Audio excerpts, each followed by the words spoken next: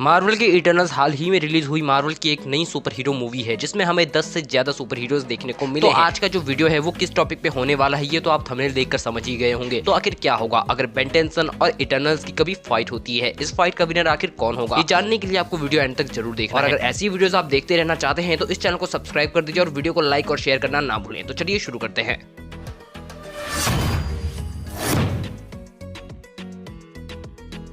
Marvel cinematic universe के eternals और Marvel comics के इटर्नल्स में जमीन आसमान का फर्क है, क्योंकि जो मार्वल सिनेमैटिक यूनिवर्स में दिखाए गए इटर्नल्स है सबके पास एक स्पेसिफिक पावर रहती है। जैसे कोई वेपन को मैनिफेस्ट कर सकता है, कोई हीलिंग की पावर रखता है, वैसे ही कोई इल्यूजन की। और वहीं पर अगर कॉमिक्स की बात करें तो कॉमिक्स में सभी इटर्नल्स के पास कॉमन पावर्स रहती है, बस एक दो पावर ही ऐसी रहती है जो थोड़ी अलग रहती है। आज मैं जिन इटर्नल्स की बात करने वाला हूँ वो कॉमिक्स पर बेस्ड नहीं है बल्कि मूवी पे बेस्ड रहेंगे। उनकी जो भी पावर मूवी में हमें देखने को मिली है मैं उन्हीं पावर को यहाँ पे मेंशन करूंगा। प्लीज मार्वल फैंस बुरा मत मानिएगा, आपने मूवी देखी है तो आप समझ रहे होंगे कि मैं क्या क्या बोल रहा हूँ। सबसे पहले बात करते हैं एज़ाक की। जो एज़ाक है वो बहुत ही ज्यादा पावरफुल है, लेकिन कॉमिक्स में जो मूवी है उसमें एज़ाक को बहुत ही ज्यादा कमजोर दिखाया गया है। हालांकि जो एज़ाक है वो इटर्नल्स की लीडर है और उसके पास हीलिंग की पावर है, वो किसी को भी हील कर सकती है और खुद को भी। जो एज़ाक है उसके पास super human strength, durability, healing factor है। और मूवी में भी हमने देखा था कि एज़ाक ने कई बार इटर्नल्स को हील किया था फाइट के दौरान। जो एज़ाक है उसे मूवी में बहुत ज्यादा कमजोर दिखाया गया है, लेकिन एज़ाक इतना कमजोर नहीं है, उसके पास बहुत सारी दूसरी पावर्स भी हैं। लेकिन मैं मूवी की बात कर रहा हूँ इसलिए मैं दूसरी पावर्स को यहाँ मेंशन नहीं करूंगा। और अगर बेन टेंसन को एज़ाक को हराना है तो बेन टेंसन नॉर्मल एलियंस को यूज कर सकता है, जैसे कि heat blast, swarm fire, wild. और जो स्वॉर्म फायर है उसके पास अपना एक अलग हीलिंग फैक्टर है, वो खुद को रीजनरेट कर सकता है और फायर की पावर्स को भी रखता है, जिसकी वजह से को हराना स्वॉर्म फायर के लिए इजी रहेगा। के बाद हम बात करने वाले हैं मार्वल के सुपरमैन या फिर कह ले कि इटर्नल्स के सुपरमैन इकारिस की। जो इकारिस है वो बहुत ही ज्यादा पावरफुल है कॉमिक्स में और ये लगभग बहुत ही ज्यादा पावरफुल है। और तो और जो इकारिस है वो ग्रेविटन्स को मैनिपुलेट कर सकता है ताकि वो खुद को हवा में लेविटेट कर सके और साथ ही साथ वो दूसरों को भी हवा में लेविटेट कर सकता है। इकारिस 850 एमपीएच की स्पीड से फ्लाई कर सकता है। इसके पास कॉस्मिक बीम जैसी पावर है, ये super strength and super durability रखता है। और इसके पास जो रिफ्लेक्सेस है बहुत ही ज्यादा पावरफुल है, जिसकी हेल्प से ये किसी भी मिसाइल को आराम से डॉज कर सकता है। यहाँ तक कि जो इकारिस है वो अपनी आंखों से लेजर बीम तक को शूट कर सकता है, जो कि बहुत ही ज्यादा पावरफुल रहते हैं। तो कोई अकेला इटर्नल नहीं हरा सकता, इसको हराना बहुत ही ज्यादा मुश्किल है किसी भी इटर्नल के लिए। अगर बेन टेंसन को इकारिस को हराना है तो उसे भी बहुत ज्यादा पावरफुल एलियन को यूज करना पड़ेगा। और यहाँ पर जो बेन टेंसन है वो क्रोमा स्टोन का यूज कर सकता है। अब आप लोग सोचेंगे क्रोमा स्टोन का यूज क्यों? तो जो क्रोमा स्टोन है वो फ्लाई भी कर सकता है, यहाँ तक कि वो किसी भी तरह की एनर्जी को एब्जॉर्ब कर सकता है और उसे शूट भी कर सकता है। इसका मतलब ये है कि इकारिस के लेजर बीम क्रोमा स्टोन का कुछ नहीं बिगाड़ सकती। और जो इकारिस की फ्लाइंग स्पीड है क्रोमा स्टोन मैच ना कर पाए, लेकिन जो इकारिस है उसकी फ्लाइंग स्पीड को चेज जरूर कर सकता है। तो अब बात करते हैं थीना की। तो जो थीना है उसके पास super human speed, strength and durability और रीजनरेशन एनर्जी ब्लास्ट जैसी पावर से ये उड़ भी सकती है अपनी कॉस्मिक पावर्स का यूज करके। और तो और जो थीना है वो अपनी कॉस्मिक पावर्स को यूज करके वेपन को क्रिएट कर सकती है और ये किसी भी तरह के वेपन को जनरेट कर सकती है। और ये एक बहुत ही अच्छी वॉरियर है, इसलिए इसे हराना बहुत ही ज्यादा मुश्किल रहता है। थीना को हराने के लिए बेन टेंसन यहाँ पर डायमंड हेड का यूज कर सकता है, क्योंकि डायमंड हेड के पास रीजनरेशन जैसी पावर है, जिसकी मदद से जो थीना के अटैक से वो उसे नुकसान तो पहुंचा सकते हैं बट उसे डिस्ट्रॉय नहीं कर सकते। डायमंड हेड बहुत ही ज्यादा स्टेबल है और उसे हराने के लिए बहुत ही हाई फ्रीक्वेंसी चाहिए होती है, जो थीना किसी भी तरह से जनरेट नहीं कर सकती। और थीना और डायमंड हेड का यह मुकाबला बहुत ही ज्यादा एपिक हो सकता है। मक्कारी को मार्वल यूनिवर्स के सबसे तेज कैरेक्टर में से एक माना जाता है। जो मक्कारी है वो कुछ ही मिनटों में पूरे अर्थ का चक्कर लगा सकती है। मक्कारी उसकी स्पीड को माना जाता है कि ये 3 मैक तक हो सकता है, यानी कि 2301 एमपीएच। मक्कारी के पास super human strength, super human durability और सुपर ह्यूमन स्पीड तो है ही है, और साथ ही एजिलिटी एंड स्टैमिना और रिफ्लेक्सेस और हीलिंग फैक्टर जैसी चीजें रखती है। सभी के सभी इटर्नल्स की तरह मक्कारी भी इमॉर्टल है। मक्कारी अपनी स्पीड की हेल्प से एक्सट्रीम फोर्स फील्ड क्रिएट कर सकती है और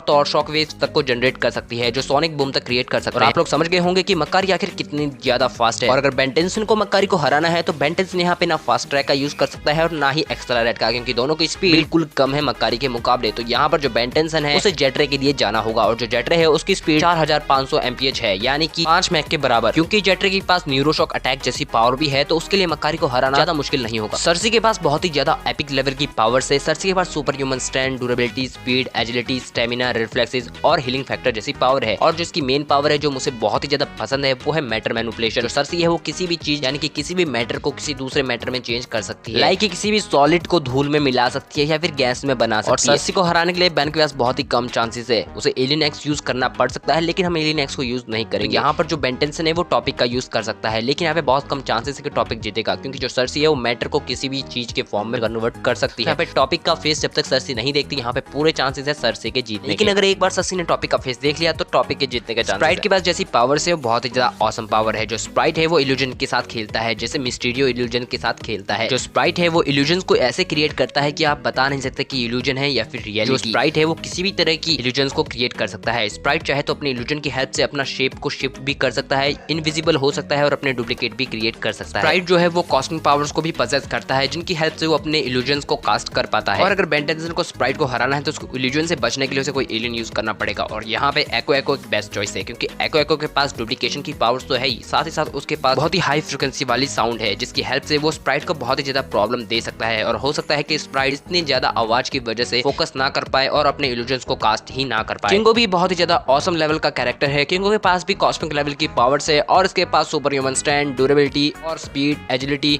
तक की पावर्स है, जो कि एक आम इंसान से तो बहुत ही ज्यादा है। इसके पास अपने हाथों से लेजर ब्लास्ट को शूट करने की पावर है, या फिर हम कह लें कि कॉस्मिक ब्लास्ट को शूट करने की पावर किंगो है वो अपने हाथों से एक्सप्लोजन तक को एक्सप्लोड कर सकता है, प्रोजेक्टाइल कर सकता है और कॉस्मिक ब्लास्ट तक को शूट कर सकता है। किंगो को हराना बेन टेंसन के लिए एक चुनौती से कम नहीं है। और यहाँ पर बेन टेंसन के पास एलियन है जो किंगो का सामना कर सकता है और उसका नाम है अपचक। अपचक को आप सभी ने देखा होगा। अपचक के पास किसी भी चीज को खाकर उससे एनर्जी ब्लास्ट करने की पावर है और अपनी इसी पावर की वजह से जो अपचक है वो किंगो पर भारी पड़ सकता है। फास्टोस की बात करें तो फास्टोस भी बहुत ही ज्यादा पावरफुल है। इसके पास सुपर ह्यूमन स्ट्रेंथ, ड्यूरेबिलिटी जैसी पावर्स हैं। जो फास्टोस है बहुत ही सारी मशीनों को इन्वेंट कर सकता है, यानी कि किसी भी चीज को डेवलप कर सकता है और किसी भी इन्वेंशन को क्रिएट कर सकता है। फास्टोस एक टेक्नोपैथ है जो मशीनों को कंट्रोल कर सकता है और नई नई इन्वेंशन कर सकता है अपनी कॉस्मिक पावर्स की मदद से। लाइन में इसकी पावर्स को मैं बताऊं तो ये मशीनों को कंट्रोल कर सकता है। और अगर बात मशीनों की है तो बेन टेंसन के पास ऐसे बहुत से एलियन है जो मशीनों को कंट्रोल कर सकते हैं, क्रिएट कर सकते हैं, इन्वेंट कर सकते हैं। अपग्रेड, ग्रे मैटर जैसे एलियंस मशीनों को बड़े आराम से कंट्रोल कर सकते हैं और बेन यहाँ पर जूरी रिग और अपग्रेड का यूज कर सकता है, क्योंकि ये दोनों ही बड़ी जल्दी मशीनों के साथ मर्ज हो जाते हैं या क्रिएट कर सकते हैं। आगे बढ़ते हुए अब मैं जिस कैरेक्टर की बात करने वाला हूँ उसका नाम है ड्रूइग। जो ड्रूइग है उसके पास भी super human strength, super human durability, speed, agility, reflex, stamina जैसी पावर्स और ये सारी पावर्स ही सभी इटर्नल्स में कॉमन रहेंगी। और यहाँ पर जो ड्रूइग है उसके पास जो स्पेशल पावर है वो है माइंड कंट्रोल। जो ड्रूइग है वो किसी भी नॉर्मल इंसानों का माइंड कंट्रोल कर सकता है सिवाय इटर्नल्स। कॉमिक्स में बहुत ही ज्यादा पावरफुल है, लेकिन मूवी में हमें इससे ज्यादा पावरफुल नहीं दिखाया गया। बट फिर भी जो ड्रूइग है उसका माइंड कंट्रोल भी बहुत ही ज्यादा पावरफुल रहता है। ये इंसानों के मन को पढ़ सकता है और उनसे जो चाहे वो करवा सकता है। ड्रूइग को हराने के लिए बेन टेंसन वैम्पायर का यूज कर सकता है, क्योंकि जो वैम्पायर है उसे हिप्नोटाइज नहीं किया जा सकता, ना ही उसका माइंड कंट्रोल किया जाता। तो ड्रूइग की माइंड कंट्रोल वाली पावर तो वैम्पायर पर बिल्कुल ही बेअसर है। रही बात super human strength, durability, speed की, तो वैम्पायर के पास फ्लाइंग की पावर है और उसके पास और भी बहुत सारी ऐसी पावर्स है जो ड्रूइग को हराने के लिए काफी है। तो अब हम बात करने वाले हैं गिलगमेश के बारे में, जो कि सभी इटर्नल्स में सबसे ज्यादा स्ट्रेंथ को रखता है। जो गिलगमेश है उसके पास एनहांस स्ट्रेंथ, एनहांस ड्यूरेबिलिटी जैसी पावर है, उसके पास लिमिटलेस स्टैमिना है और काफी अच्छा एंड्योरेंस भी है। गिलगमेश की स्ट्रेंथ की बात करें तो ये 100 टन तक की चीजों को उठा सकता है बड़े आराम से। बेन टेंसन का जो ह्यूमंगोसौर है वो भी लगभग 68 से 70 टन तक की चीजों को उठा सकता है। तो आप यहाँ पे समझ सकते हैं कि गिलगमेश को हराना कितना ज्यादा मुश्किल है। गिलगमेश को हराने के लिए बेन टेंसन यहाँ पे अल्टीमेट ह्यूमंगोसौर और बेबिग में से एक का यूज कर सकता है। अल्टीमेट ह्यूमंगोसौर 100 टन से ज्यादा की चीजें उठा सकता है और जो बेबिग है वो तो नॉर्मल फॉर्म में भी 100 टन से ज्यादा उठा सकता है। अल्टीमेट ह्यूमंगोसौर या बेबिग किसी में भी ट्रांसफॉर्म हो उसे फायदा जरूर होगा। तो इस वीडियो में आपने जाना कि आखिर इटर्नल्स कितने ज्यादा पावरफुल है और बेन टेंसन क्या एबल है उन्हें हरा पाने में। तो आज की इस वीडियो का जो कंक्लूजन है वो कुछ इस तरह से है कि बेन टेंसन